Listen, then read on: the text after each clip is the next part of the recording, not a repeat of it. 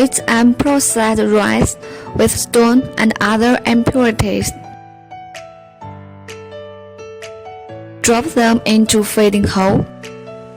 Rice is delivered to distillation machine by elevator. Machine can run steadily, which can be pulled by this cone.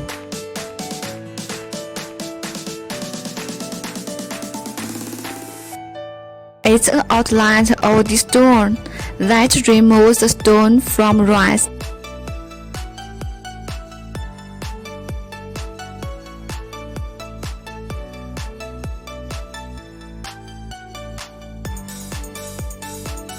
The rice has been removed shell and goes to polishing pot.